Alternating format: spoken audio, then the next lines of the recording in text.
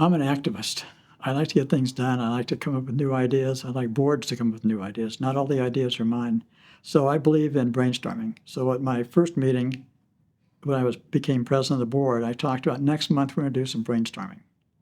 And I explained to them what brainstorming is. People throw out ideas. And they might be great ideas. They might be just okay ideas. And they might be bad ideas. We're going to write them all on the board. And Ellen, fortunately, is a good writer. So she wrote all these 25 different ideas on the board.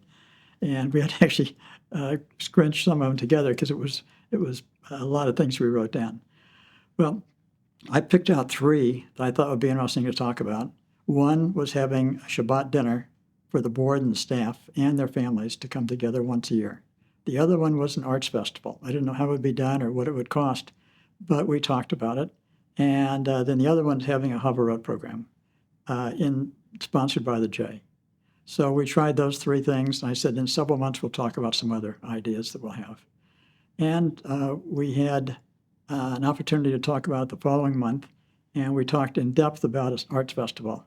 And so the staff already checked with Chicago and St. Louis and some other cities that were doing it. And they said, it's going to cost you between $60,000 to $80,000 to put this on.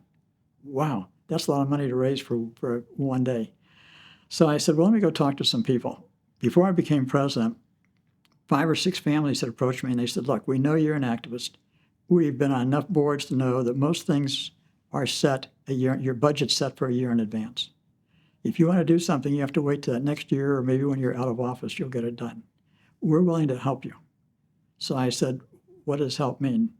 They said, we'll give you money. We're not going to do the work on the project. We might do some work on it, but we want you to we will help you raise the money and really give you money. And I said, like, how much? 1,000, 5,000, 10,000, 25,000? Alana smiled and said, yes. Look at it at that. And I had gone to some of the wealthy families who knew what I was doing. So after that first board meeting, when we talked about an arts festival, I sat down with Helen Kaplan, and she liked that. And I told her it's going to cost $60,000 to $80,000 to do this. So we talked about a few other things, what we're going to do and how many people we're going to have there. We're estimating. And she said, so you need 40 to 60,000. I was pretty sure I said 60 to 80, but she was almost 90. So I thought maybe she didn't remember. And I thought I said 60 to 80. She said, you're not listening to me. You only need 40 to 60 now. I said, you're offering me $20,000? She said, yeah, wake up.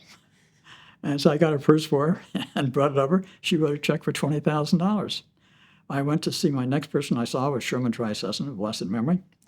And he said, how much do you need? I didn't want to say I've already gotten 20,000. So I said 60 to 80,000. He said, how much have you raised so far? And I said, 20.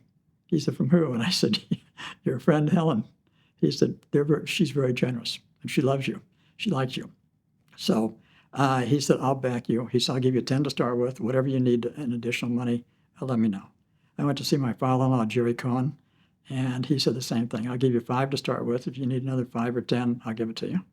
And then I went to see Abe Margolin, and Abe liked the idea. He said, let me look at I'm the trustee of 3 foundations, small foundations, but I think I can give you 5 from each of one of those. He called me a couple of days later and he says, okay, you got 15,000, 5 from each one of those.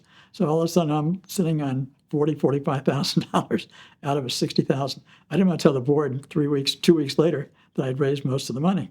So I just said, we're working on it. We've got some grants. We've gotten some indications of interest that we'll have the money. But then I realized that we're going to have 5,000 to 7,000 people at $5 a person coming in for tickets.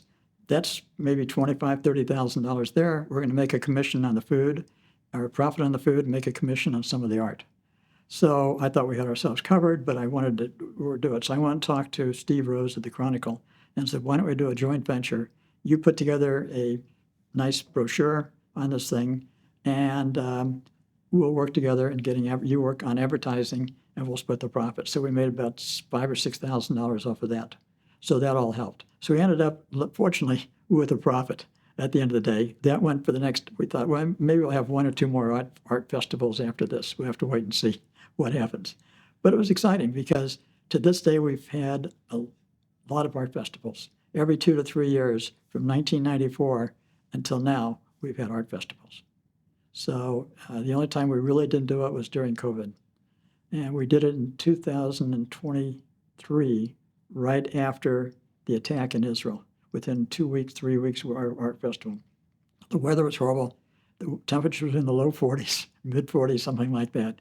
And the wind was blowing and it was raining. And we still had 3,500 people show up for the arts festival. The first, second, and third one, we had around 7,000 people show up for those. And my impression is that the other ones were right around that range. So they were all successful. Everybody was excited about it. Took a lot of work, took a lot of money.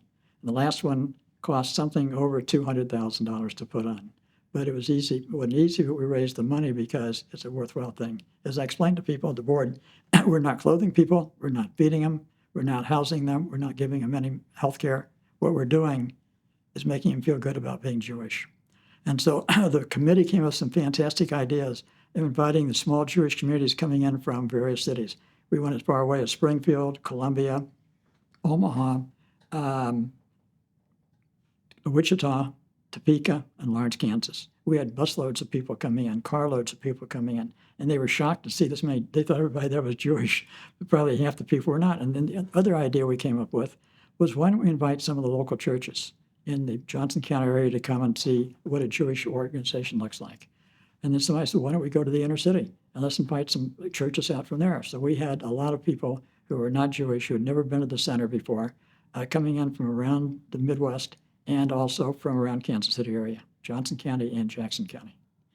So it was exciting. It's still going on. We won't have it for the next couple of years because we've got the Maccabi coming up in 2026, which is going to take a huge amount of time and a huge amount of money that we have to raise. And most of it, fortunately, has already been raised.